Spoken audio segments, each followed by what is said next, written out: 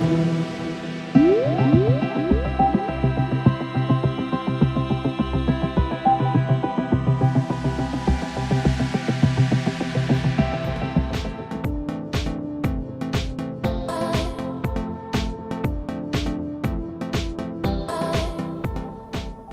new view of reality. A new view of reality. How you, me, and the world can awaken. By Stefan Cockroft. Chapter 1. Have we been brainwashed? Quote 1. Every adventure requires a first step. Lewis Carroll, Alice's Adventures in Wonderland. Quote 2. Question everything generally thought to be obvious. Dieter Rams. From the moment each of us enter this world, we start being taught things by our parents and by others around us. And then, when we're old enough, we go to school. And there we're constantly told how things are or how we ought to see reality.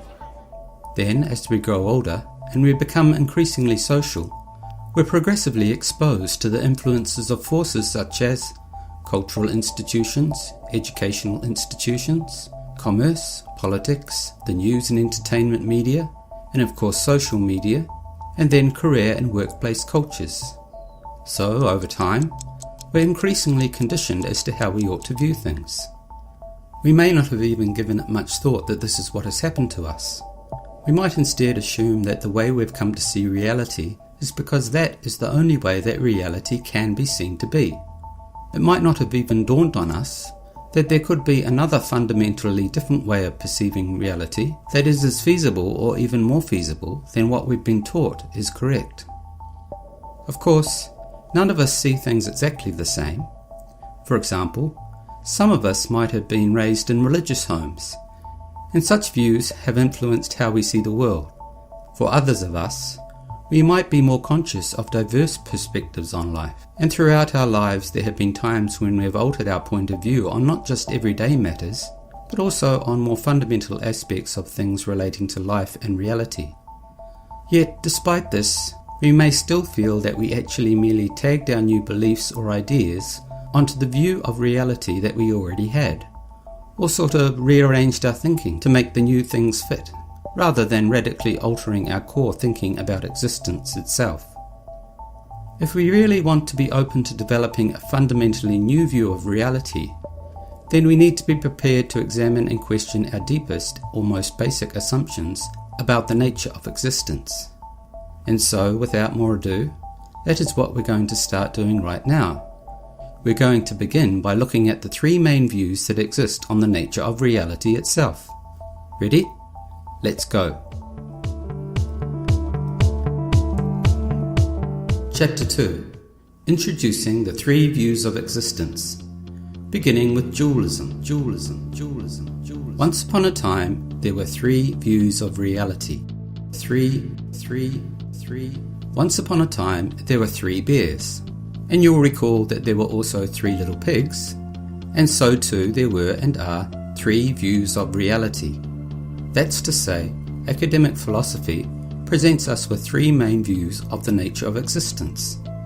There are a number of variations of those 3 views, but I believe that they can all be reduced to just 3 core ones. Those views are called dualism, materialism, and idealism. Easy as 1, 2, 3. Introducing dualism. 2 little dicky birds sitting on a wall, one named Peter, one named Paul. The first view is called dualism. Dualism describes how many people in Western cultures tend to think of reality as working when they're going about their everyday lives, when they're not giving the issue much thought. The thinking goes along these lines. Each of us has thoughts and feelings. Each of us has a body. We all live in a physical world, and broadly speaking, the mechanics of all this seem to tick along fine. Somehow, the diverse phenomena of thoughts, feelings, and the physical world seem to function together okay, and that's all that really matters. However, if we look at the situation a little more deeply, the idea of dualism is that reality or existence is made up of 2 main things, or 2 main substances, Dual, of course, meaning of two.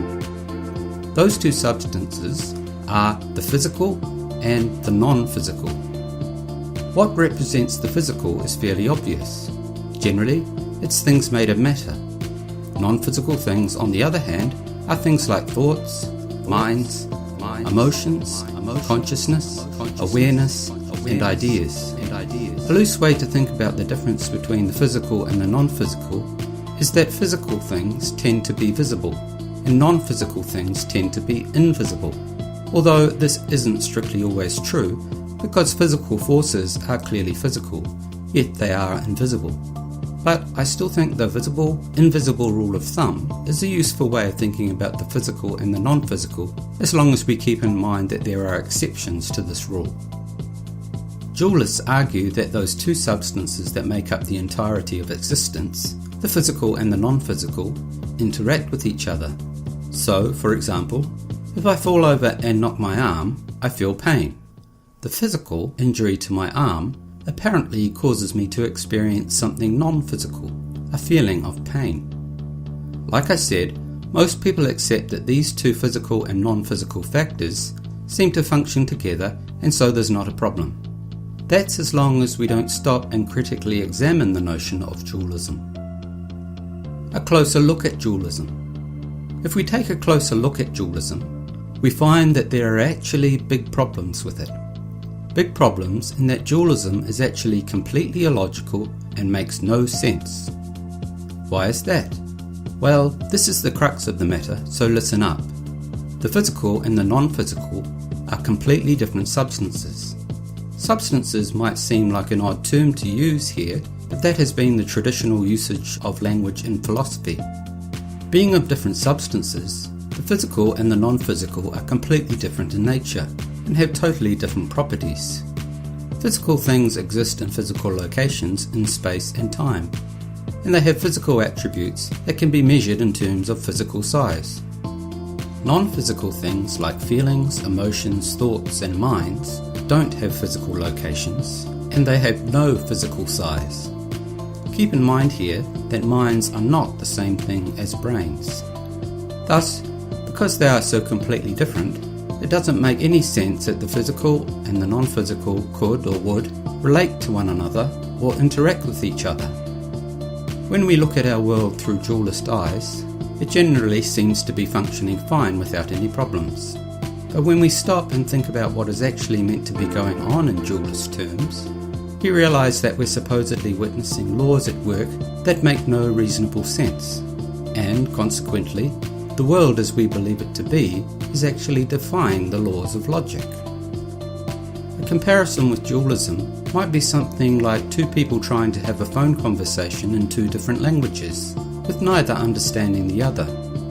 In short, the communication isn't going to work. What did you say? Another analogy might be trying to run Windows-only software on an Apple computer. It wouldn't work, because they involve two different computer languages. And on the level of fundamental reality, logically speaking, the physical and the non-physical shouldn't be able to communicate with each other or impact or influence each other in any way, because they are two totally different fundamental substances, and so their natures have nothing in common on which a relationship can be based. And I mean absolutely nothing in common. They are complete opposites. In theory, they shouldn't be able to connect with each other or relate with each other in any way. So what's going on? On an everyday level, it certainly does seem that the physical and the non-physical are interacting with each other. But if dualism is an illogical explanation for what's happening here, then we need to come up with an alternative explanation for what appears to be taking place. And a clue to this might be in the word appears, because as we know, appearances can be deceptive. I hope you've enjoyed hearing the opening chapters of my book. To buy a full copy, please visit stefancockroft.com or amazon.com and search for the title, A New View of Reality, How You, Me and the World Can Awaken.